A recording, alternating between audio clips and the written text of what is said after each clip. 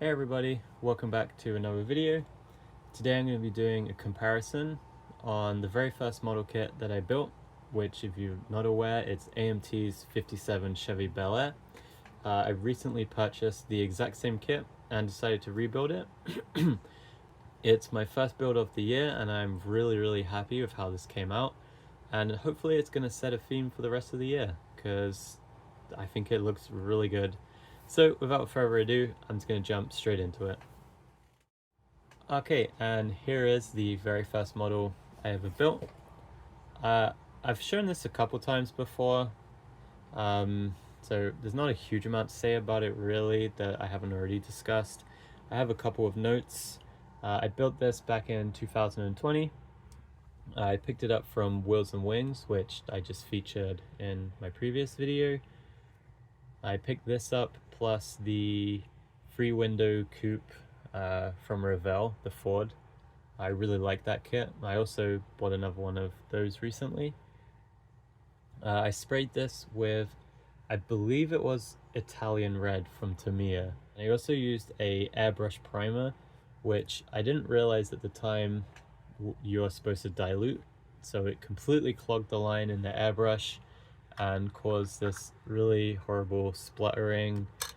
Plus the Tamiya can, I think, was kind of clogged, so we got a really funky looking paint job. Show you the underneath quickly.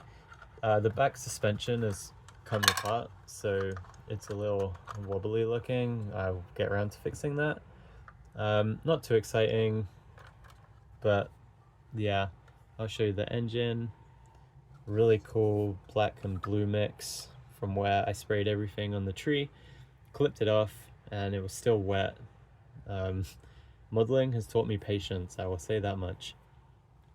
If I remember correctly, this kit has two ride height options. This is the dropped axle,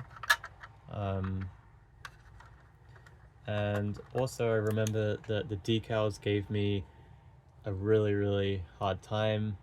It took me a long time to learn decals though, I won't lie.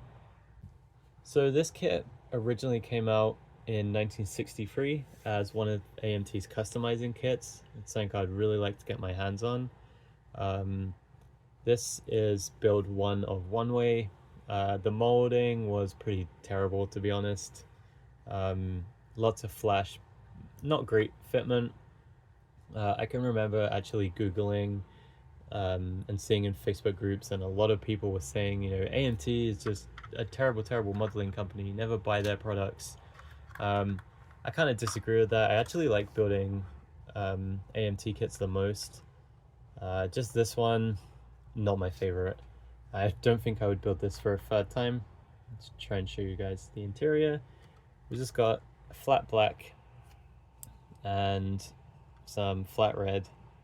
Has a highlight on the seat, and no primer or paint on the underside of the hood. Back then I was probably thinking, what does it matter because no one's gonna see it? So again, it's not too much to really say about this one. It's kind of a crappy build, but as you'll see very shortly, I'd like to think I picked up maybe a couple of skills. So anyway, I will show you my first build of 2025. Okay, and here it is. This is my first build of 2025.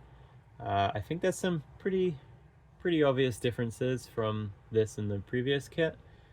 I'm really happy with how this came out. I think this is, honestly, I think this is the best kit that I've ever done, or the best looking. I'm really happy with the paint. So I don't know how many people watch my videos that don't live in Canada. If you're unaware, they actually just banned Tamiya rattle cans. They're really hard to find right now. I really wanted this painted in metallic red. Thankfully I found one, and I also found a pearl clear, which I usually struggle to find clear anywhere, so I was really pleased to find that. I painted this in the dead of winter on a windy day, and this is by far the best paint job I have ever done. I'm just gonna pull this off. yeah, I'm really happy with this. I think it looks really nice. I'll show you the interior. I'm not super happy with the white and the red interior. It's not my favorite. It's not quite how I was hoping. There's quite a bit of chrome work. I'll try and include some photos so you can kind of see it a little better. And I added some, not really sure what you call this, it's just some fluffy material. I tried to kind of go with a early 60s, maybe mid 60s, like mild custom look. This is also on the dropped axle. I think it looks really nice. And also in the interior, I don't know if you saw, but there's a trophy and a moon tank. And my story is going to be that this guy took his car to a car show, he won first place and won a moon tank. I feel like that seems kind of era appropriate too. I did some Molotow chrome work on the side. I absolutely despise using those chrome pens. I always have a really hard time, but I decided to use Tamiya tape, and I taped along the lines. And last time I tried to do it with just painter's tape and it bled through, but the Tamiya tape surprisingly worked really well. I black washed the grill, black washed the wheels. So yeah, unfortunately when I was building this I did notice there was a few pieces missing for the engine. I don't know if I lost them or if the kit just didn't come with them. I don't have the horns and I don't have the hose for the radiator. I did add a custom air fan filter. I'm not really sure what you call them. I think it really kind of makes it pop and looks a lot better.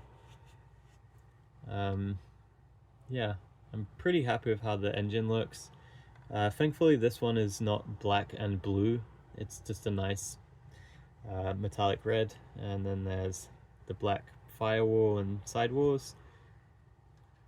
Oh, and my header just fell off. I'll show you the underside of this. I'd seen online a couple people of their real cars had posted, and they have this flat red. I'm assuming it's probably some anti-rusting stuff. We've got chrome for the exhausts, and then the frame I just did black. I de-chromed the suspension pieces. I think it looks a lot nicer. And now I will just show you guys the two side by side. So that's going to be it for today's video. I just want to thank everyone for watching. I really appreciate all the likes, comments, even the views. Like, some of my videos have a lot of views, which always kind of surprises me. But I know I say it all the time, but I really do appreciate it. Just give you guys a nice view around. I really would recommend, maybe not this kit, but I would recommend, if you can source the original kit that you built, have a go at rebuilding it.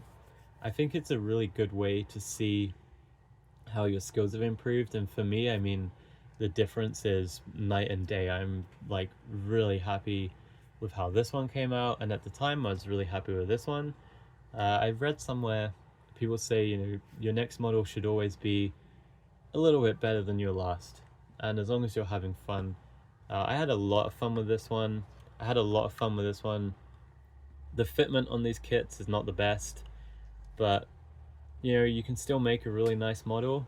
And yeah, I'm just gonna leave it at that. Again, thank you all for watching, and I will see you in the next one.